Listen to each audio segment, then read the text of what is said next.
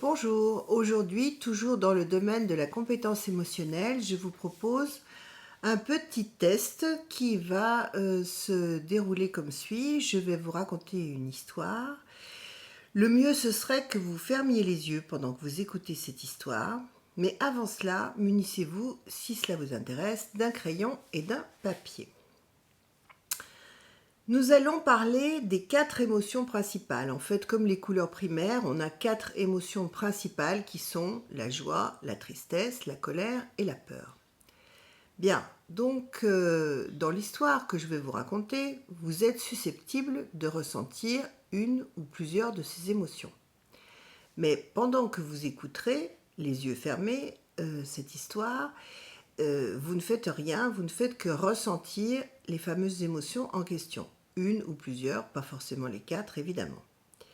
C'est seulement quand l'histoire est terminée, elle est très courte je vous rassure, c'est seulement quand l'histoire est terminée que vous rouvrez les yeux, que vous prenez votre papier et votre crayon et que vous marquez dans l'ordre ce que vous avez ressenti. C'est-à-dire vraiment dans l'ordre chronologique. J'ai d'abord ressenti telle émotion, puis telle autre, puis telle autre. Voilà. Ou une, ou deux, ou trois, mais en tout cas, voilà, c'est dans tel ordre, selon le déroulement de l'histoire. Voilà, donc c'est ça qui est très important, c'est dans quel ordre. Voilà, évidemment, je vous donnerai le résultat du test à la fin de cette histoire. Alors, donc, si vous êtes prêts, vous fermez les yeux. Vous êtes, euh, vous êtes à la gare.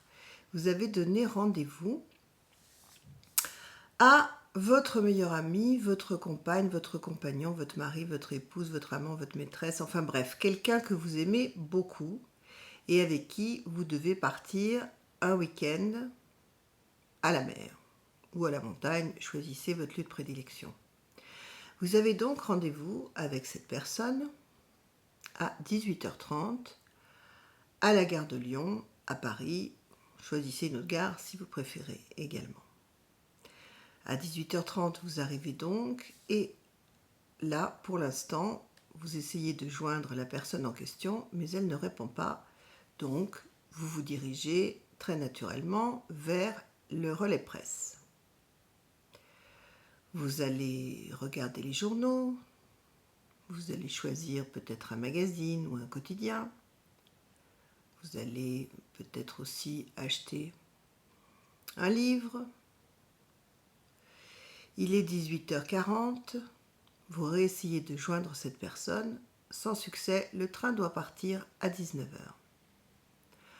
Vous allez cette fois-ci acheter une petite bouteille d'eau. Vous regardez assez souvent votre montre.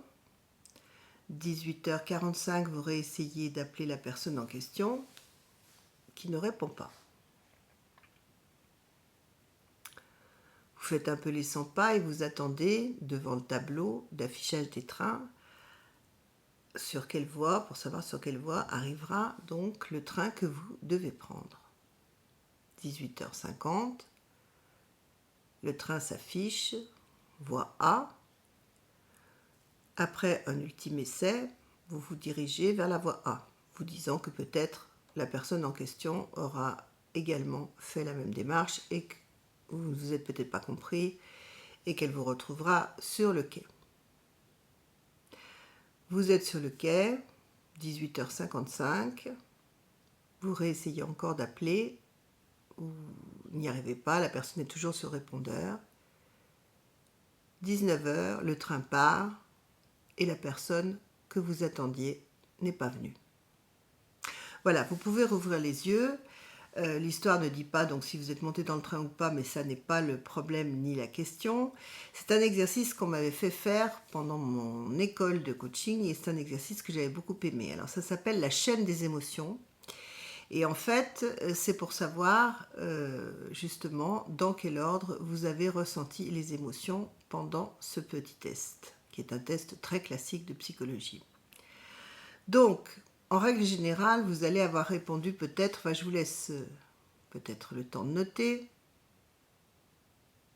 Donc vous mettez bien dans l'ordre ce que vous avez ressenti, hein, dès le début de l'histoire jusqu'à la fin de l'histoire. Et vous n'êtes pas obligé, je le répète, d'avoir ressenti les 4 émotions, joie, colère, tristesse, peur. Donc le résultat, en règle générale, la personne que vous attendez, comme c'est une personne que vous aimez particulièrement, c'est la joie donc qui vient en premier. Ce n'est pas cette émotion dont on va se soucier. L'émotion dont on va se soucier, c'est celle que vous aurez mis après la joie.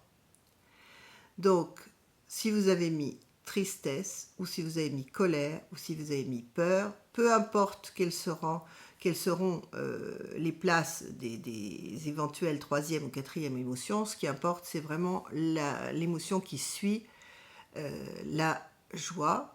C'est donc ou la tristesse, ou la colère, ou la peur. Et ça veut dire quoi? Ça veut dire tout simplement que lorsqu'il vous arrive quelque chose dans la vie, un grand stress, pas forcément d'ailleurs quelque chose de triste, mais un grand stress, même un stress heureux, la première émotion que vous ressentirez, ce sera toujours celle-là. Soit la tristesse, soit la colère, soit la peur. C'est souvent la colère ou la peur. Voilà.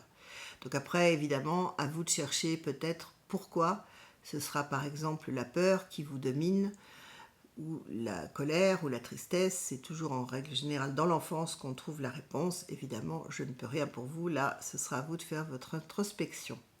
Voilà, j'espère que cet exercice vous a plu. Puis si vous avez des questions, n'hésitez pas en message privé de me poser les questions que vous auriez dont vous aimeriez avoir une réponse. Voilà, à bientôt, au revoir.